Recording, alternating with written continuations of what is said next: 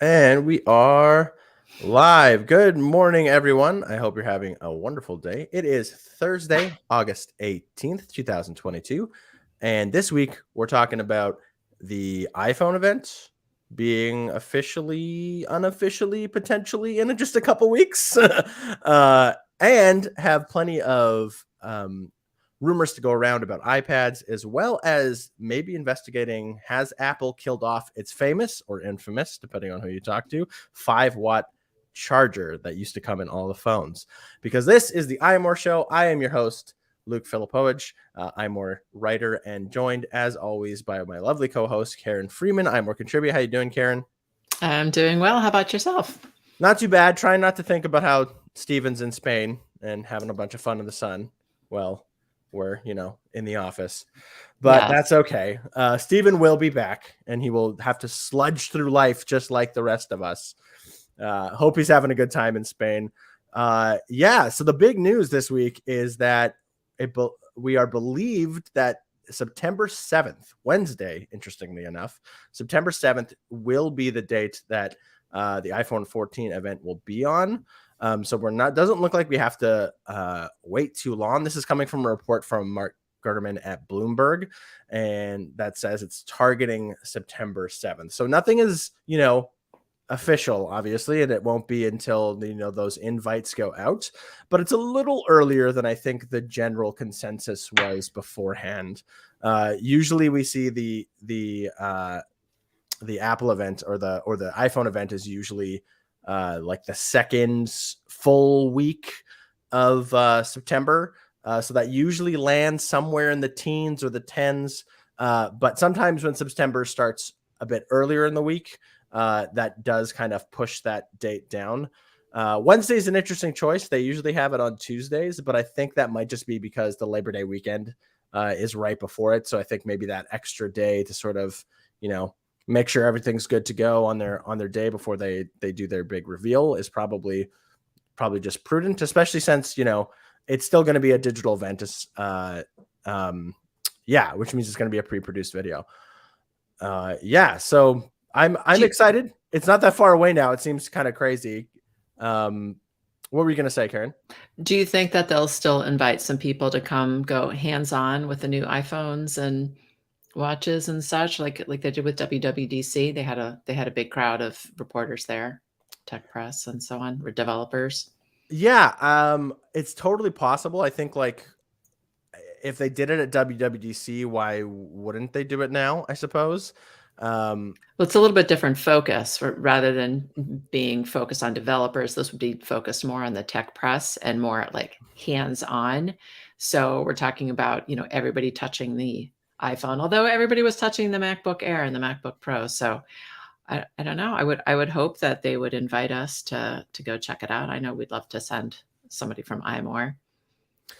Yeah, well, it'll be interesting to see. You are right that WWDC did have, more of a focus on obviously development content, and they still, I think, develop. It really has become kind of a mecca for Apple developers to come together kind of once a year, and do that networking and kind of, get those, get that kind of face-to-face time with some of the Apple engineers and stuff. Obviously, this year it was in a reduced capacity, but it was at least something. So it would be interesting to see if when the invitations go out, if we do see something. I do think, obviously, for selfish reasons, tech sites like iMore would love to be invited because it would be nice to, have pictures of the new devices and, be able to get a little hands-on experience. Always kind of makes our coverage a little more, personal, a little more reliable because we're actually there to touch the devices and not just relying on, press materials and things like that in the presentation itself.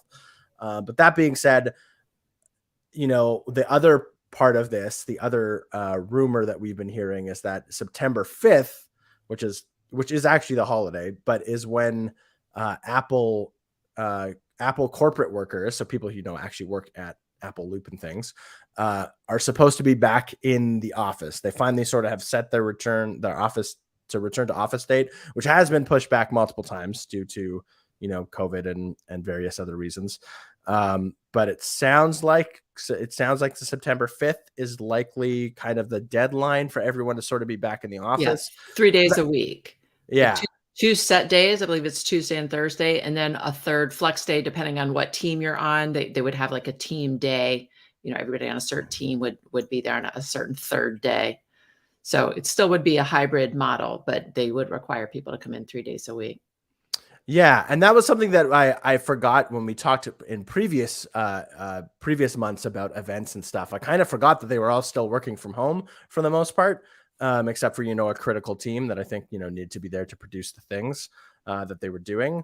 But in order, when it comes to actually hosting a large amount of press and special guests and things, they probably didn't have as many resources in terms of people around to actually kind of pitch that stuff together. It's possible that with everyone sort of trickling back in, and right before the event is about to launch is when people should be kind of back in there at their normal desks, at least for a hybrid sort of sense, that maybe this might still be a completely digital event, and then maybe going forward they'll want to pull it together when they actually have more people on site. Obviously they made it work with WWDC, so it's not that they can't. So it'll be interesting to see what they do. I think one thing's for sure. I do think it will just be, if they do have a press component or an invite list, and some people get to go down to Cupertino, it will very much be like WWDC, where it will probably be like, oh, here, watch the actual keynote that we've produced for everybody, but have a chance to, Tim Cook will come out and probably talk a little bit. They'll watch the video along with everybody else live, and then they'll be able to have potentially a little, part to go touch and to see the new stuff. I don't think it'll be much more than that, but I could be wrong. Who knows? But that's pretty big. Yeah, that would be pretty. That would be pretty huge. What else could we expect, really? That's really what we're looking for. And incidentally, we noticed that when we're all watching it live, we're actually watching it on about a minute delay. I don't know if you remember, but Gerald was there at WWDC, and he would tell all of us, things that were happening as they were happening, and we're like, wait, that hasn't happened yet. So that was kind of fun to just have that extra minute ahead of everyone else. Yeah, which is pretty standard for live streaming events. Obviously, well, sure, just in case of who knows what. Yeah, an accidental swear word or something. I don't know. But yeah, it was pretty funny that Gerald was telling us things, and we were like, wait, what? And took us a little bit to realize that he was a bit ahead of us. But yeah, I'm excited. I mean, the fall event obviously is one of Apple's most important events. Everybody wants to know what the new iPhone is going to look like, what it's going to be, what features are going to be on it. We're hearing that this, we've talked about this before. This event is supposed to be pretty iPhone focused. There's going to be some Apple Watch there as well, the Apple Watch Series 8, perhaps even an Apple Watch Pro or Apple Watch Rugged or Extreme Sports Edition, the 5 billion names we've heard for that Apple Watch that's supposed to be even more fitness focused and have some additional features. So that's what we're expecting. There'll be lots more to talk about, I'm sure, in the weeks leading up to it, but it's really not that far away if the 7th is truly the date. It's just three weeks and a day. So yeah, which makes me nervous because I feel like I have so much to do before then to make sure I'm ready for it. But we will persevere, as we always do here at iMore. Yeah, let's go back to something we talked about last week, Karen. So last week, the big news was iOS 16 beta 5. That came out with a battery percentage toggle switch in your settings that would let you put the battery percentage up near the top of your device. We kind of talked about how we didn't particularly love the implementation a ton, but we didn't notice because it was so new when we talked about it, that there was actually an issue with low power mode. So when you used to toggle on low power mode in the iOS beta 5 of the developer beta, it would automatically, regardless of whether you had turned on the setting or not, it would put the battery percentage up in the top corner, which, I guess in low power mode is nice, but I don't believe was the intended way it was supposed to work. So now in the newest beta, iOS 16 beta 6 for the developers, it has rectified that. So the the number will only appear in the top corner if you actually have the toggle switch on for the feature, and it won't just automatically appear for low power mode. Yeah. Karen, you were also saying that after playing with it for a while, you've noticed that how it actually works a little better. You have like Yeah. Well, first I want to say we got a lot of comments about us ranting about it. People were sort of annoyed that we were ranting about it, and I wrote an editorial, and I got a lot of comments on that saying much the same thing. You're never happy. Da da da da. I just want to say we have our opinions. We hope that you can read our opinion pieces and agree or disagree. Either way is fine, and still enjoy reading it, even if it's not your opinion, and that's fine. But I stand by my opinion. I don't love Apple's implementation of the battery percentage icon. I'm still using it because I still would like to know that information. I just find it hard to read. My vision's not fantastic. It's gotten worse with time, and I don't find it very user friendly for somebody with any kind of visual issues at all. So, and someone pointed out that I misspoke about the low power mode changing color. It does change color. First of all, if you put it in low power mode, which you can do at any time, regardless of what your percentage is, it will turn yellow at that point. But if you just let the phone go and do its thing, when it gets to 20%, it doesn't turn yellow like it used to. Instead, it turns red, but the whole thing doesn't turn red. It's more like just a red stripe inside the battery, which just squishes the number down more and makes it even harder to read. So I don't like it. Like I said, I'm still using it, but I hope that by the time Apple actually releases iOS 16, they have come up with a better solution for getting that battery percentage number in there without making it so squished and difficult to read. Yeah, and I mean, I'm not using it on my everyday phone. My everyday phone's an iPhone 11, which can't use the feature. And that's what I have the beta on right now. So I haven't been able to like physically actually see it, but I've seen, several of my colleagues have it, and I've seen sort of some of the implementation that it's gone with, and it's not my favorite either. I think it needlessly squishes it down a little bit, like you were saying. Yeah. And Also, the contrast is problematic too, because it's either, instead of being green like it used to be when your battery is fine, it's either black or white. And so if you have it on a black background, it will be, or really any color background, it will be white. And if you have it on a white background, it'll be black. But I had it on a very, very pale gray background. Actually, it was iMore's, believe it was iMore's Twitter. It's like the palest gray, but that was enough for it to be white rather than black.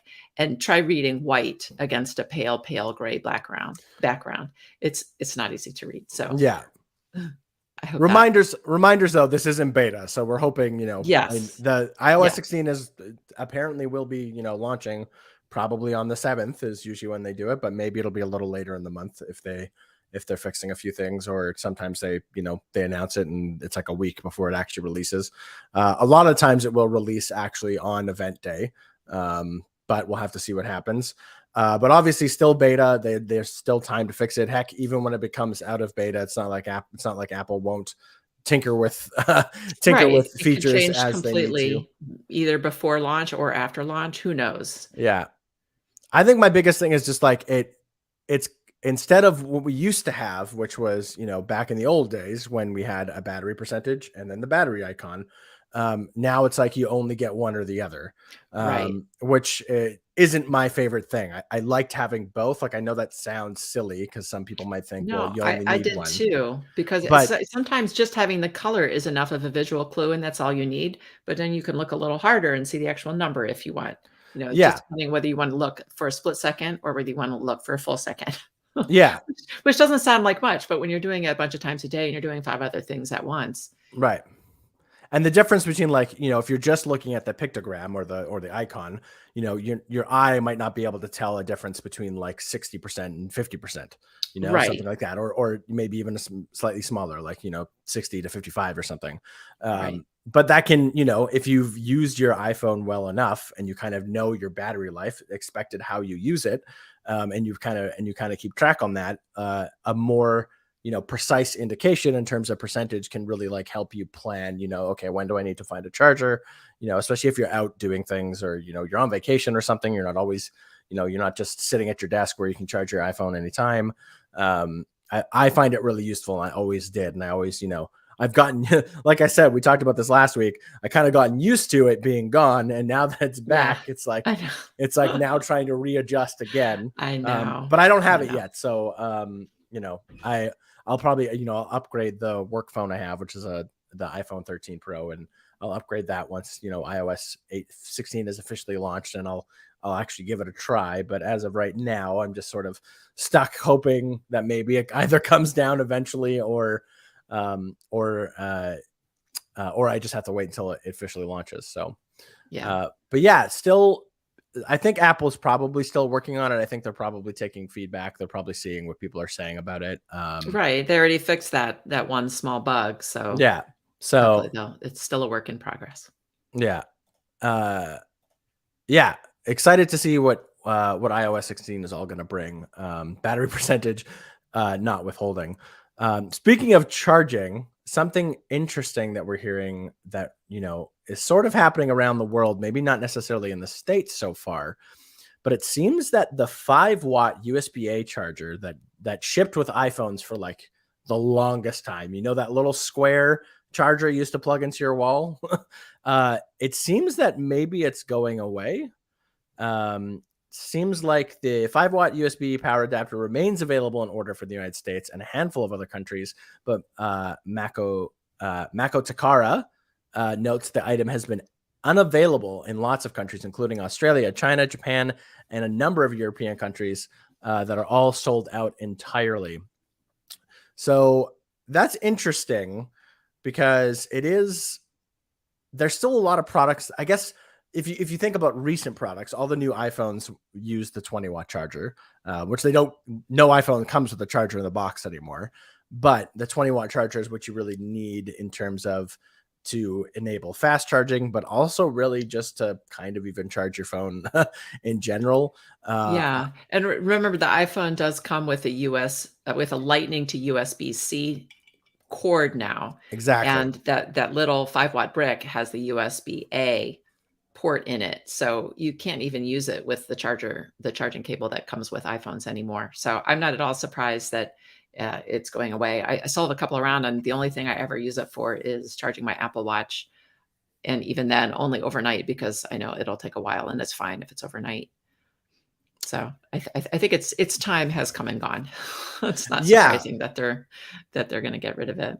It's funny to me how much I actually use them still. I mean, I have like more than any human probably should, because of my job and the various iPhones I do have and whatever. So I have a lot of those 5-watt chargers, and they're like kind of useful for other things. Like obviously I don't use them to charge any of my iPhones now or any of my Apple devices.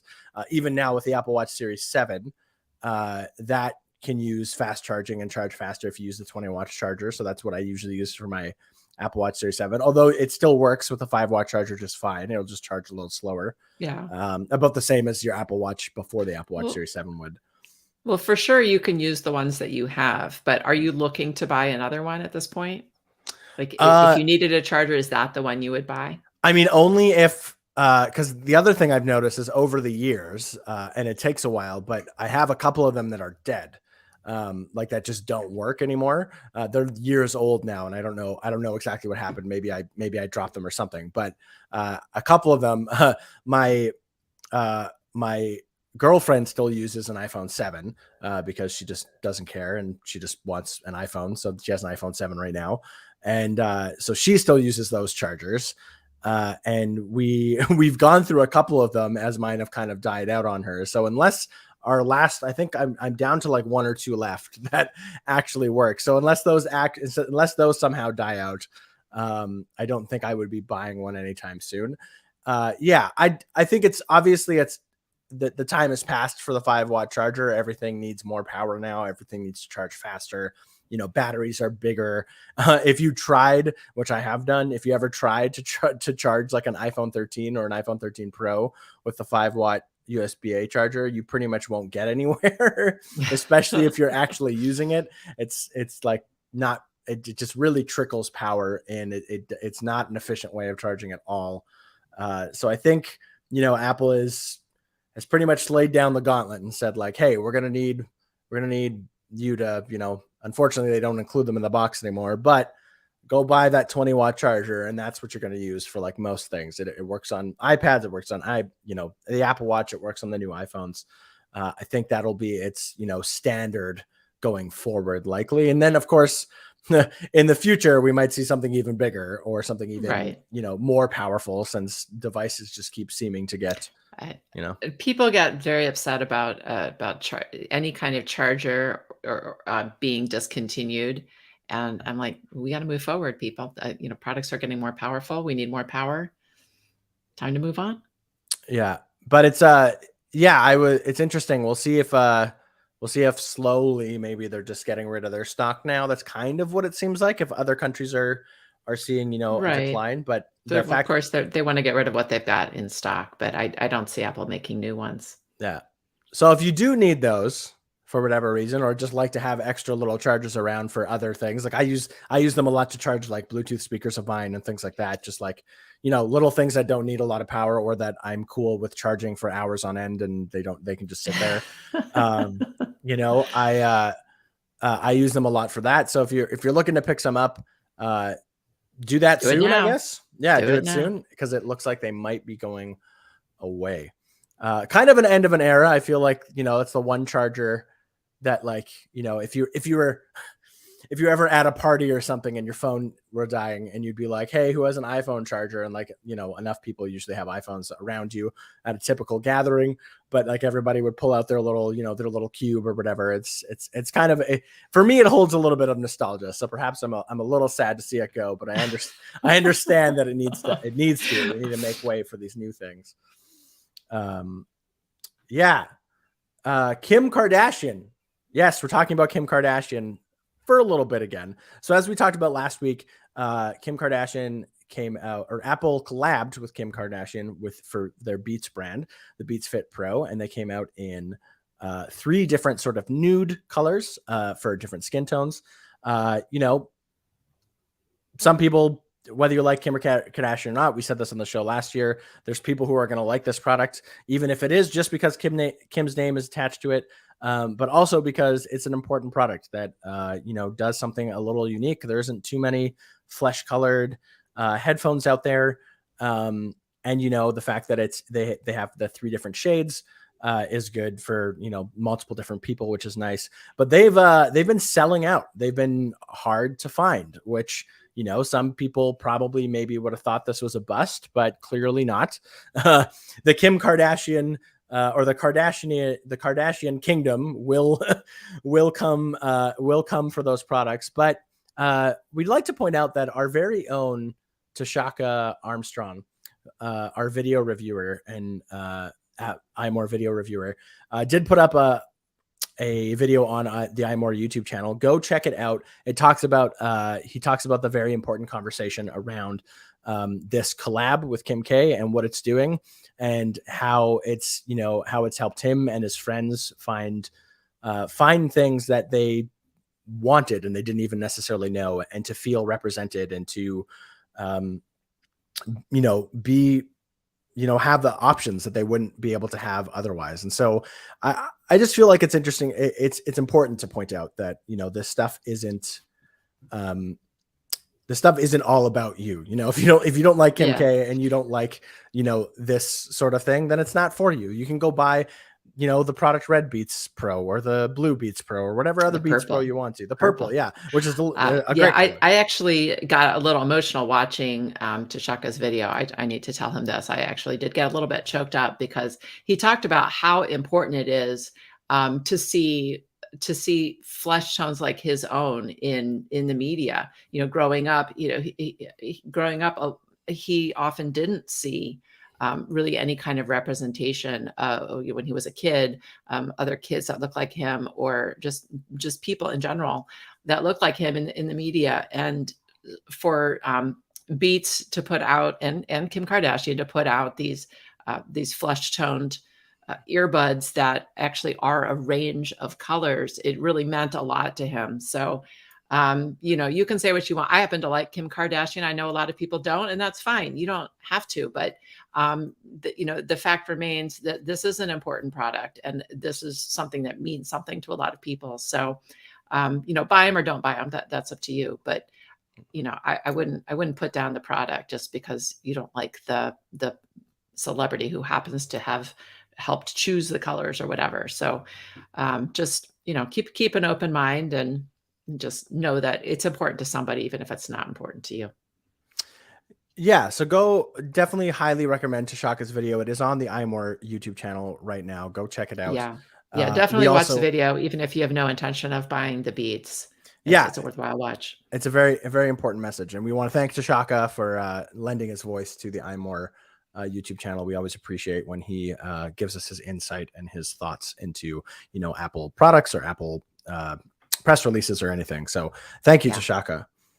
Tashaka. Going on some more rumors. So we've been hearing a lot about iPad Pro and how it might have the M2 chip, and how that's predicted to launch in October. Last week we covered that a redesigned iPad was in the works. There were some CAD images that came out that shows kind of a sort of hybrid between what a hybrid between like the old style base iPad that had the big bezels and everything and still has Touch ID and all that, and sort of the new style. It's not an edge to edge display as they would call it. It still has like a chin and a forehead, but it's kind of rounded corners, and it has like the metal sort of the nice metal aluminum rounded like squared off look that most of the iPad lineup now has. Mhm. And now we're hearing that like October is when both of those are going to release. So at first we saw this CAD file, didn't 100% know when it might be around. We've been hearing that the M2 iPad Pro will be launching, sometime in October, but now it sounds like they will both be at that event. Nearish the middle to end of October is the current guesses. Once again, nothing is for certain until it happens. But yeah, I think it looks like if that's the case, we haven't heard a lot of rumors so far about like new Macs coming down the pipeline yet. So it sounds like the October event might be more iPad focused. I wouldn't put it past Apple to announce some sort of Mac. I think, I think there is typically some sort of Mac in October, not always, but a lot of the times. So I'm interested to see what will happen. We know that they did tease earlier in the year that the only MacBook or the only Mac that they had left to kind of upgrade to the Apple Silicon was the Mac Pro, and they kind of left it at that and didn't say anything else and said it would come, that would be for a different time. Perhaps October is that different time, but we haven't really heard a lot of rumors, which is something I was just thinking about the other day. Like, I'm not sure what like the October event might just be an iPad event, which would be interesting in and of itself. I think. I'm not sure. I don't know. It's interesting. I think we all. I don't know. What would you want from what Mac would you want right now? Is there a Mac that you're dying for, Karen, that you can think of? Is there some sort of Mac or MacBook product that you think Apple hasn't launched yet that it should? No, I feel like we're pretty good on Macs now. I mean, at this point, we're just gonna keep getting better iterations, faster, more powerful chips, and so on. But I feel like there's not so much room to to grow anymore. I mean, the screens at this point are just fantastic. Could always use a better camera, forward-facing camera particularly in laptops. But no, I can't think of anything else I need in a computer. I mean, I just got the MacBook Air with M2 chip, and I love it. I love it. It does everything I need. So, I know people who are in industries where they use very processor heavy programs, Final Cut, Pro and a GarageBand and Photoshop and these kinds of things. They're always looking for more power, more power, more power. But as far as like brand new features, I don't know. I can't think of anything I would need. Yeah, I think for me, in terms of new products, I think the only and there hasn't been like any rumors about this really at all, but I still want them to make like some sort of like iMac Pro or like a slightly bigger iMac to their M series or to Apple Silicon. I don't know if it's going to happen, but I love my M1 iMac from last year. It's fantastic. I love it in the blue.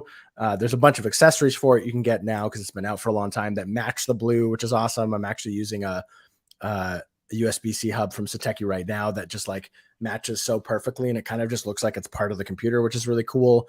Sweet. Yeah, so I am in love with it. I would like to see one with a bigger screen just because I'm so used to that 27 that I used to have for the longest time.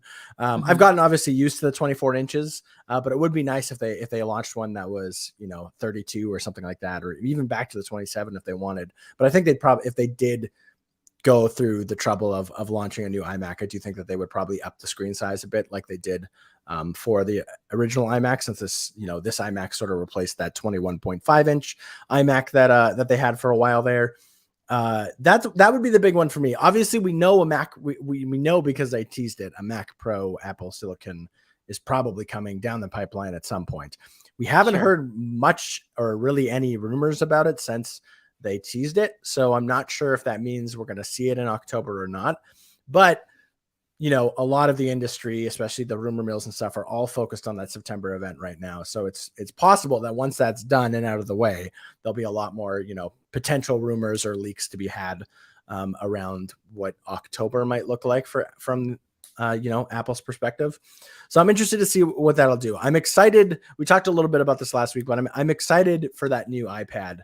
I'm a little worried about the price though, just because I do think that base iPad at that $399 price point starting, obviously that's starting for the lowest configuration of storage, is a really important price point. I think at that price point, there's not really much competition. I think I've used some cheaper Samsung tablets and things like that. I don't think they really compare to iPad, in my personal opinion. Not even, software issues, like software differences aside, even just how much they do and kind of how well they do them. I think the iPad is by far still the reigning champ when it comes to kind of the tablet space, especially at that price point. Yeah. When you get up into some of the higher price points, Galaxy tablets kind of become a bit more, and then they can compete with, things like the Air and stuff. But yeah, I think of that $399 price point, that redesigned, if they can keep that redesigned iPad at that price point, I think that'd be huge. Especially considering that it might even include a bit of better features in terms of like a little better battery life, which would be, great, just because of the new form factor might give them a little more space. And an upgraded chip, we're hearing it's probably going to be the 14 Bionic. It's usually a couple chips or like a chip or an iPhone chip behind. Usually that's one of the ways they keep the price down. So it's good to hear that they're kind of continuing that trend. But we know inflation's kind of been hitting a lot of things. Supply chain issues are still kind of happening. The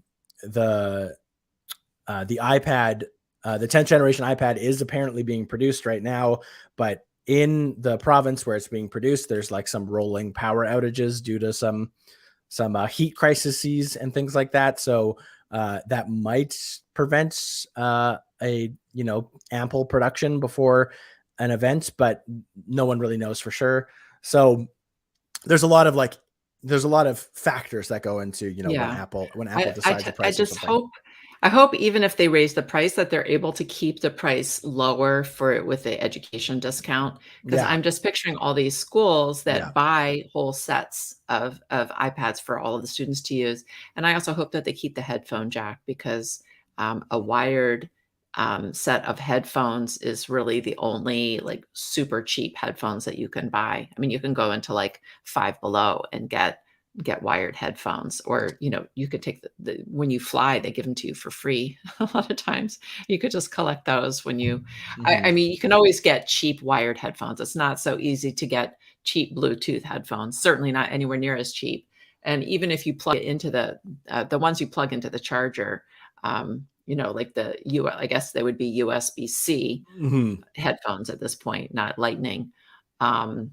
If the rumors are true, then that still isn't as cheap as just the headphone jack headphones. So yeah, I will say, because what Karen's alluding to is we talked about this last week, but those those pictures of the CADs that we saw for the redesigned iPad 10th generation didn't have, from what we could tell, didn't have a headphone jack in them, which doesn't necessarily mean anything. It could just be moved to a different part of the iPad, or That's true. It could be just they just didn't put it on the CAD design because it's just because it's an early thing. It could be that the CAD design's completely fake and it looks nothing like right. Well. Or even if it's correct, it could have just skipped that part. It doesn't have everything in it.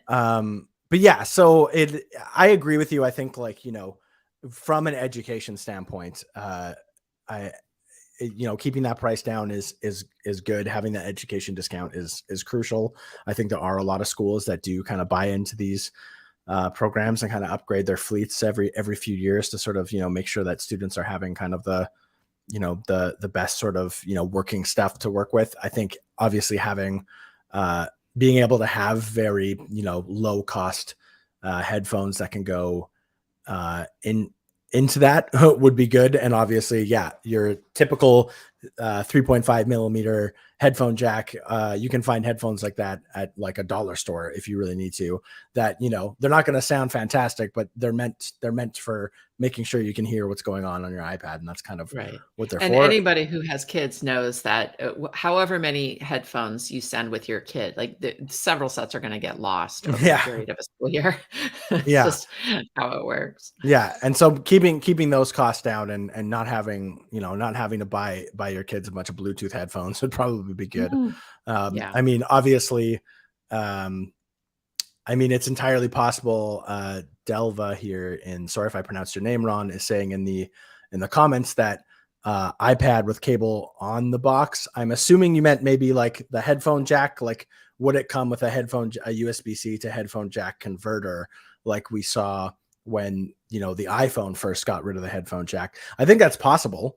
If Apple does choose to just get rid of it, and know kind of what Karen aside, knowing that there are people who use this as a low cost sort of alternative to an actual computing device, and that classrooms use it, and headphones are necessary and to be able to use it. I think like if they include that little adapter, that could go a long way until sort of making things a little better. Yeah, for the average consumer maybe, but for schools, I guarantee you all of those dongles are going to get lost. Right. It just trying to, I'm just picturing like a third grade classroom and trying to keep track of all these little tiny dongles, because they would have to be removed in order to charge it. So you're taking that thing in and out, multiple times a week. It's going to get lost. Yeah. I mean, it's one of those things. It's the same thing when the iPhone 7 got, was it the iPhone 7? iPhone 8, iPhone 7, I think, got rid of the headphone jack.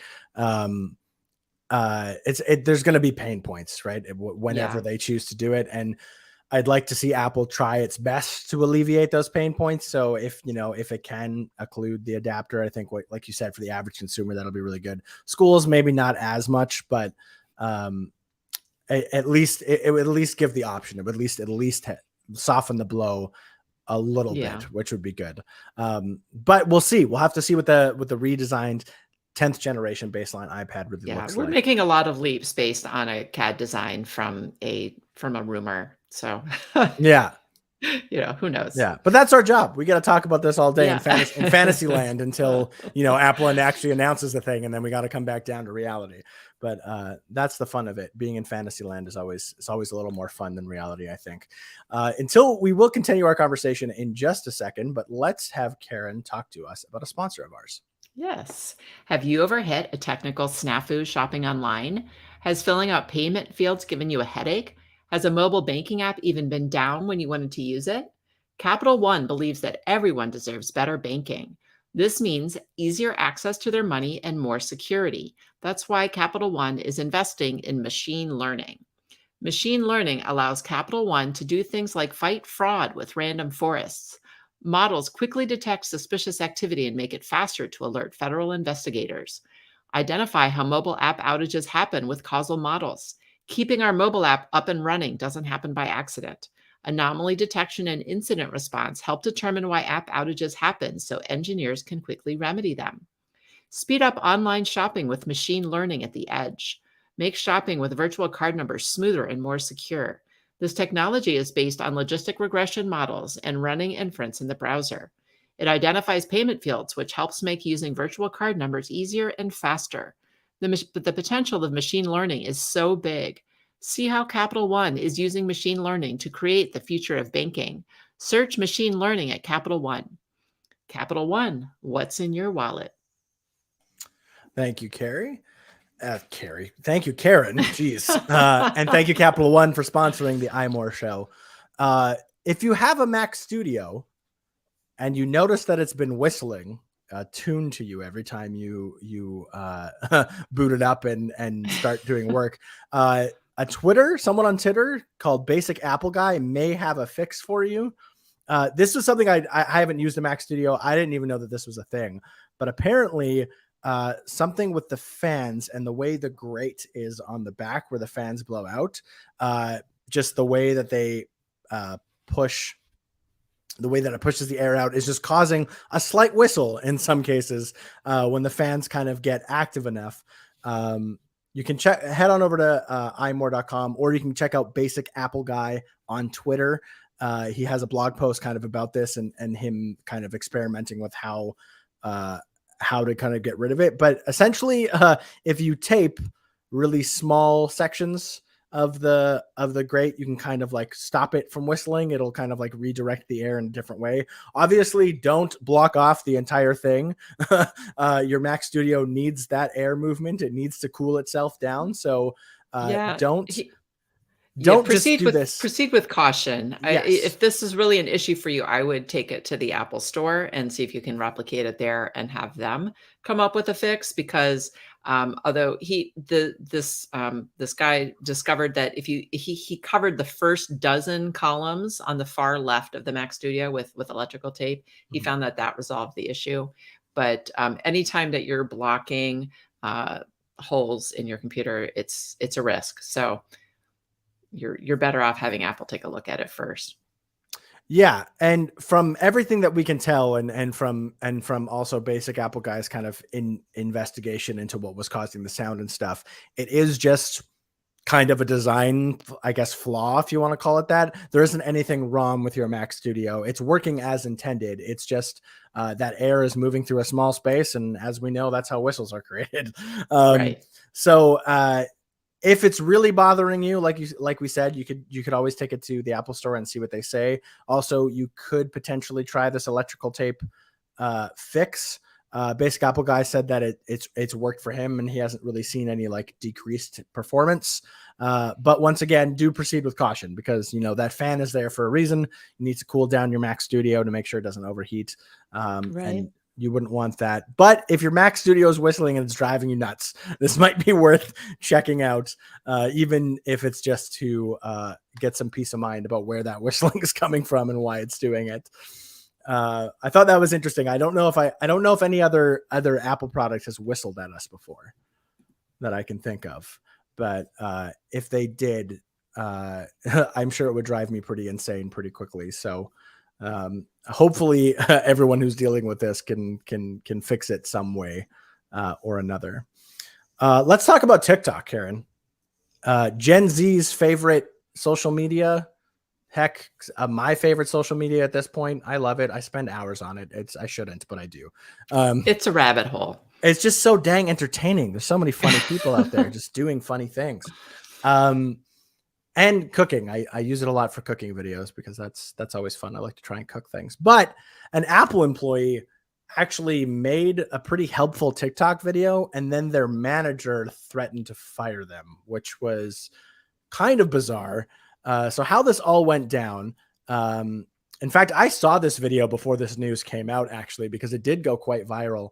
But a TikToker by the name of Paris Campbell noticed that took to TikTok to sort of tell people how to protect themselves from scams.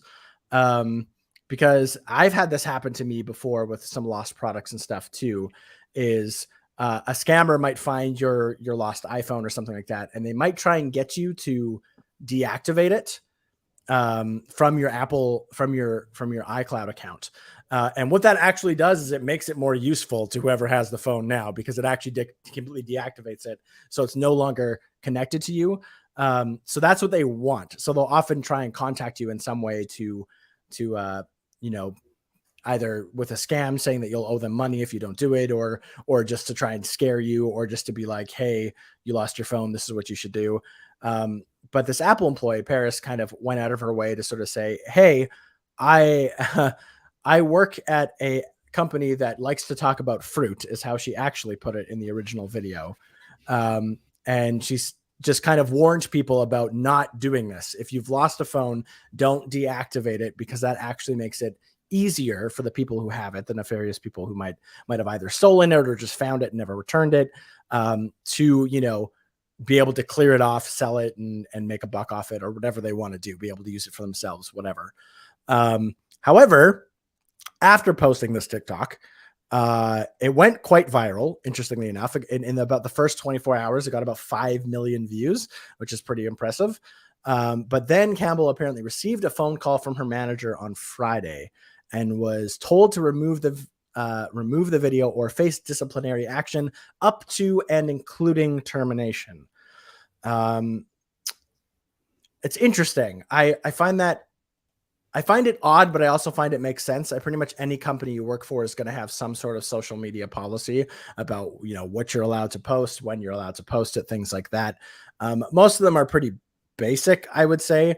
From what we can tell about Apple's doesn't actually prohibit anyone saying, hey, I work at the Apple Store or anything like that, which she technically didn't do anyways.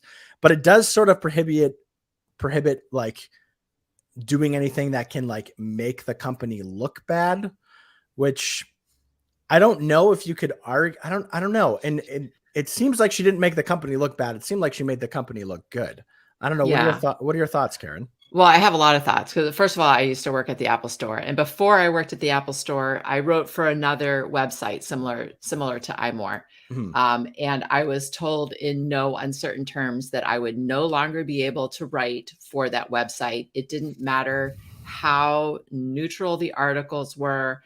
I was not allowed to write anything on the internet from the perspective of an Apple employee.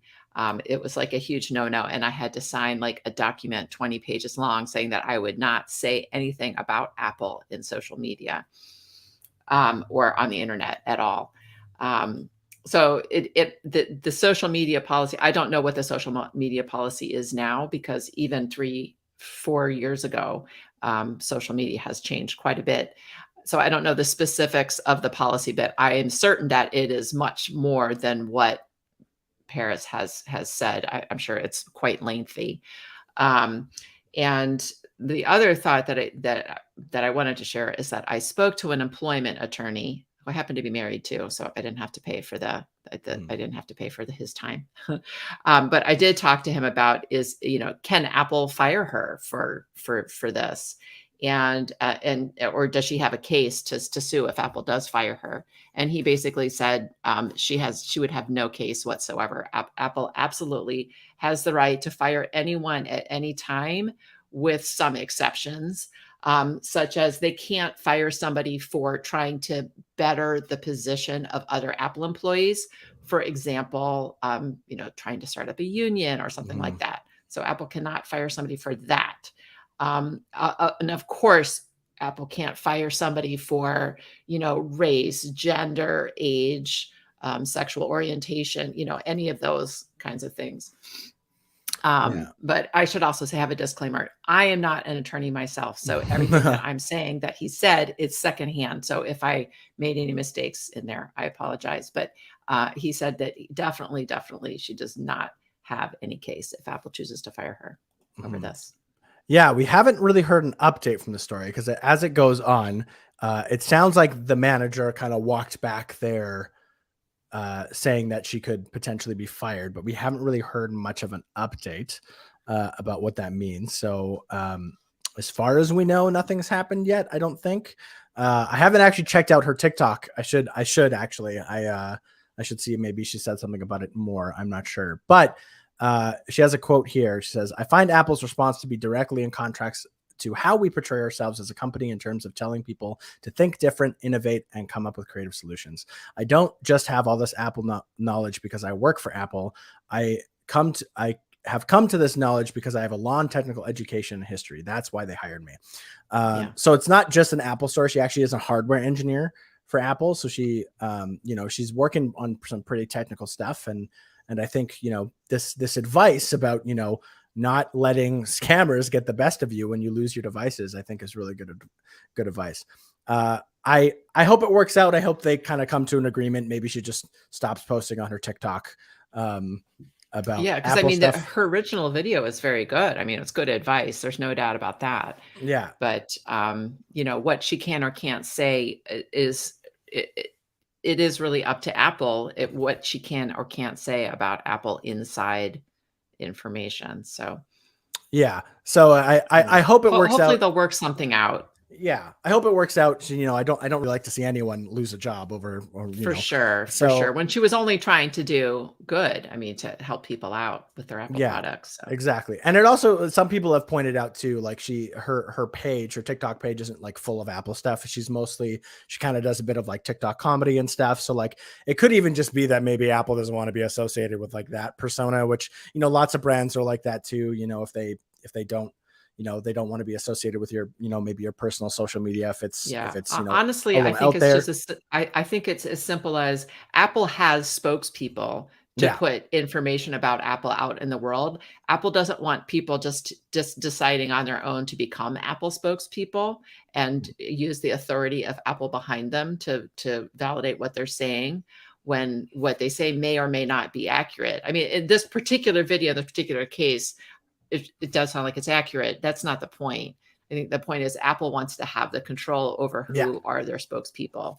I mean, because anybody can tell from the video she works for Apple. I mean, she says she's working for the fruit company. I mean, everybody knows what she's talking about. That's a little silly, but ultimately it is Apple's decision what goes out about Apple from the inside. You know what I mean? Yeah. And obviously, if she actually, she didn't do this, to be clear, but there's security concerns about like what she might be able, if she did share something that wasn't actually released to the public, which could be a security concern and things like that. So I'm sure that's social slope kind of thing. Yeah, I'm sure. It sounds like, because her direct manager, it sounds like kind of walked back the firing thing. I'm hoping that means they come to some sort of agreement and they kind of just let bygones be bygones. Maybe that video will be taken down. I haven't actually looked. Maybe it's already taken down. I'm not sure. But hopefully, they can kind of move past this, have a better understanding of what she can or shouldn't or should say on her personal social media, and kind of go from there. Firing does seem extreme. Even if it's legal, it doesn't mean that it's the right thing to do in this situation. Maybe just a little bit more clarification about what can and can't go out on individuals' private social media regarding Apple. Totally. Let's finish off the show with something a little fun. So right before Steven went to go bask in the sun, in Spain, he decided to rank all the iPhone designs from worst to best. And I love this article. It's so funny because I think everyone has a different opinion. But before we go through the list, I'll go through the list in a second. Karen, what do you think what's your worst iPhone design of all time? In your opinion? I mean, I don't want to pick on the iPhone SE because I think it's great for what it is, but the fact that we're still getting new iPhones that look and feel and work much like iPhones from 3, 4, 5 years ago. It's the last iPhone I would buy. Let's put it that way. That said, I still would recommend it for my mom when my mom needs a new one. But I mean, there hasn't been one design that's come out and I've said, "Ugh, I hate this one." How about you? Fair. I think, and spoiler alert, it's the same as Stevens. I think the iPhone 5C has to take worst design, and if only just Yeah. because of that like plasticky feeling back, Yeah. and just like the bright colors, which were like kind of nice because it was a bit different, but like didn't it kind of, I don't know, the implementation of it felt really weird. Yeah, no, you're right. I hated that one. Those Yeah, colors were horrible. I mean, the thing is that was the first time that Apple tried to do a more like budget phone, and I applaud them for that. And I like that spirit. I like when technology is a little more affordable, a little more accessible in terms of monetary value. But yeah, that iPhone 5C it just didn't quite look right. It didn't quite feel right. If Yeah. you ever held one, it didn't really. It kind of felt like a really cheap phone, Yeah. which I hated was. every color, which I don't think has ever happened before. Yeah, they were really really like kind of like neon-y colors, which I didn't particularly like it. Not for me.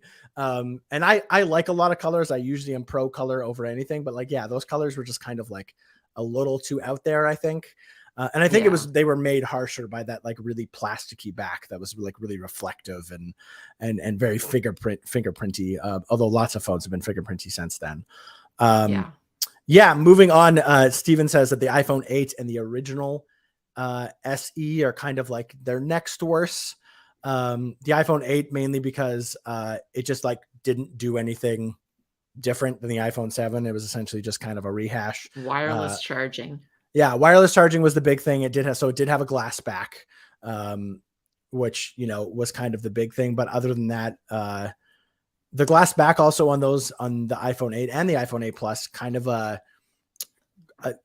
another one where the colors were a little weird. I remember I had an iPhone 8 Plus and I got the what was supposed to be the gold color that year, and it ended up kind of looking more like rosy coppery because of I Oh guess yeah. I actually loved that color. yeah, I know, and it's divisive. A lot of people did. I just I really wanted it to be like more gold, but it like kind of turned into this like rosy coppery color, which was I guess cool because it was different, but like it wasn't what I thought it was gonna be when I bought it. And because like once again, you can never really tell what the colors look like from the presentations or without seeing them, Yeah. yourself in person. And then yeah, the original iPhone SE once again just kind of winds up near the bottom of the pipeline. So interestingly enough, kind of in the middle of the list is the iPhone 13 and the iPhone 13 Pro, which I thought would be higher on Steven's list, to be honest. But he says that if you spot a theme here, it's that we're rewarding Apple for good original iPhone design in our ranking. So if you do think about that, the iPhone 13 didn't bring too much to the table. It kind of had like, it had a slightly smaller bezel, but that's kind of all it really did compared to the iPhone 12. So I can sort of understand why he maybe put that sort of in the mid section. Coming up next, Yeah. he put How about the iPhone. top? How about we go right to the top? What's your favorite iPhone of all time? Yeah, I think I think for me, mainly because I never really got an original iPhone, and I was kind of not really in the tech space when that first like launched or anything. I would say it'd probably be iPhone 10, Mhm. because it just finally sort of like really shook up the Apple lineup and kind of got us to this Yeah, new. the first one Uh, without the home button. yeah, the first one with the Face ID. It was I know that there were lots of other phones that had various things, and that Apple wasn't first, but it was the first iPhone to sort of like really kind of change the mold a lot. Yeah. And it brought a lot of things to iOS that I really really love. I love the the navigation to get to the home, like swiping up. The more gesture based navigation feels really good and really clean. I was worried about it feeling clunky when I first got one, numbers of years ago now. But it feels it feels great. And it's still kind of like the same stuff they use today. I think because of that iteration has gotten us to, the iPhone 12s, the iPhone 13s, things like that. So that would be my number one. What about you, Karen? I'm going to go with the 11 Pro because that was Okay. the first one that had the 3 cameras. And I really like Nice. having the option of the regular lens, the wide angle lens, and the telephoto, like actual optical telephoto lens, not just the digital zoom. Because I do use that quite a lot, actually. So for me, that was the big jump. I mean, I like the 13 Pro better because obviously it's better than the 11 Pro to have now. But I mean, when the 11 Pro first came out, that was one that was really exciting to me. Yeah. Steven's top of Steven's list, if you're wondering, surprisingly, the iPhone 7, but the jet Because of the black color. model. Yeah, Yeah. the jet black model, which, don't get me wrong, that looked real slick. I remember when they announced that. Yeah. It Is looked that the one that real was slick. shiny like a piano? That looked Yeah, like a yeah. yeah, okay. So that was being sold in the Apple Store when I worked there, and Mhm. can I tell you as an employee, I hated that phone because I spent so much time polishing that thing. And it was a fingerprint magnet. It's gorgeous, don't get me wrong, but it's a fingerprint catcher for sure. Yeah, I think like the problem with that, and Steven goes on to say that he never really wanted a phone like he wanted the jet black iPhone, because I agree. I remember when I saw it, It it was looked slick. so cool. But then when I saw people have it, it got scratched fairly easily. It showed fingerprints really, really bad. And it's just like, it was hard to like, it's like, it looked really good from afar, but up close, like it kind of showed wear and tear a lot easier than your Yeah. normal phone. And that's true of like a lot of dark colored phones anyway. Scratches are going to show up a little more prominent on a dark colored phone than a light colored phone anyways. But I thought that was interesting. I kind of forgotten about the jet black iPhone 7, but this article sort of reminded me that, like, I do remember thinking that was like the slickest looking like color way that they ever had at Apple. It was very sleek looking, looked very, very like premium, even though it was just an iPhone 7, As but long as you don't touch it.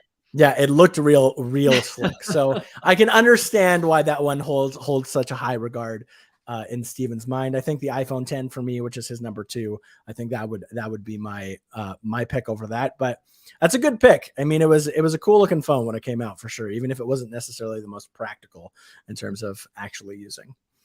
But that's our show. We're done the iMore show for today. Thank you, everyone who's been listening live, commenting along. We really appreciate you.